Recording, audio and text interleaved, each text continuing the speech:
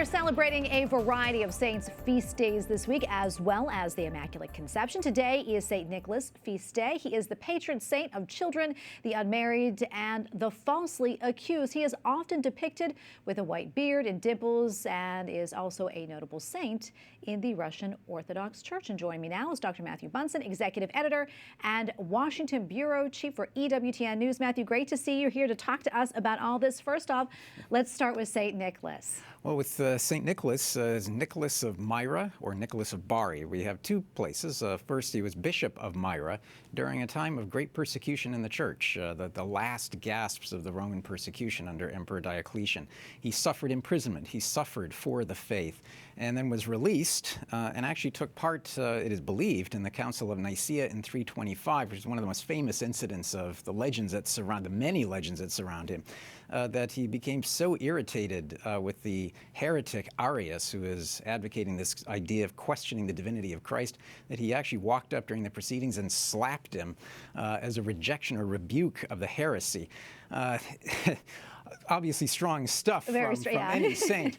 He eventually died, had his relics translated from, or taken from Myra to Bari, where they are found today. That's why we think of him as Nicholas of Bari, and he has such a connection with Italy.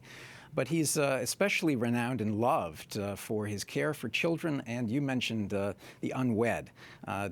His connection with Christmas actually stems in part from the fact that he saved 3 young women from a life of ill repute by secretly delivering sacks of gold through their windows that they would be able to marry and thereby save themselves, be able to pay for a dowry.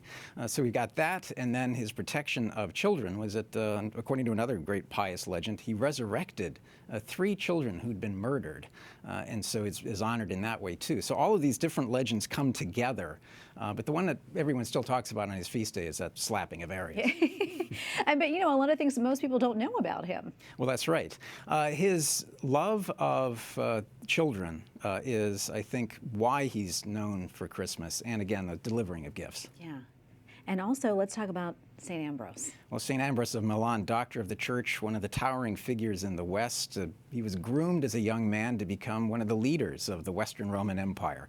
And what that tells us is that this is a man of great brilliance, a great education, who gave his entire life for the faith to husband and care for the Christians of Milan.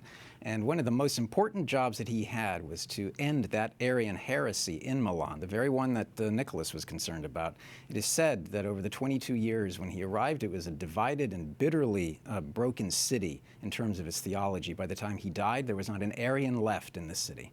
And can you talk about his connection to St. Augustine? Well, that's right.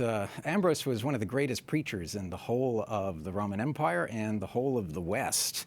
And it was that gift for homilies, that gift for preaching, that lured a brilliant young man by the name of Augustine, who himself was on this famed spiritual quest for healing of himself, his own broken and sinful nature.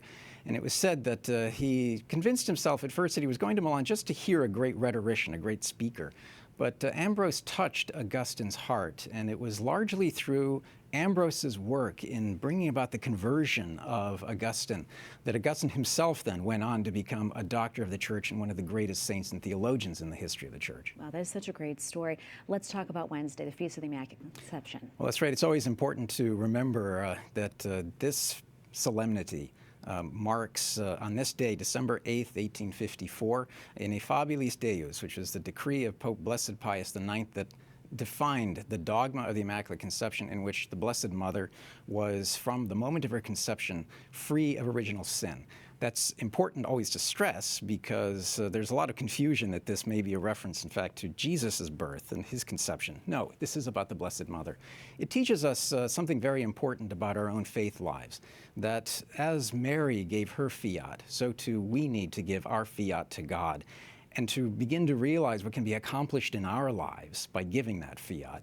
But also, in her sinlessness, we can look for a role model as we who fail, who are sinners, can avail ourselves of the graces and to overcome sin in our own lives. Yeah, what a beautiful gift that is, for sure. Yeah. Not a lot of time left, but wondering if you could talk about, maybe what ties all these saints together.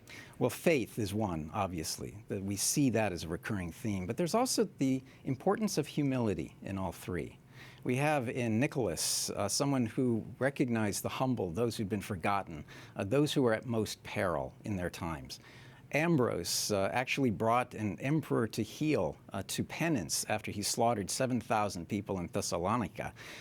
And he was looking out always for those who were forgotten. And then, of course, we have the magnificent Blessed Mother, the most humble of us, the greatest of the disciples, who teaches us to be humble in the face of God, but also to recognize His majesty in our lives. Yeah, well, Matthew, thank you so much for coming on and sharing all of this with us. Every time you're on, I learn something new. So thank you. Good to be with you as well.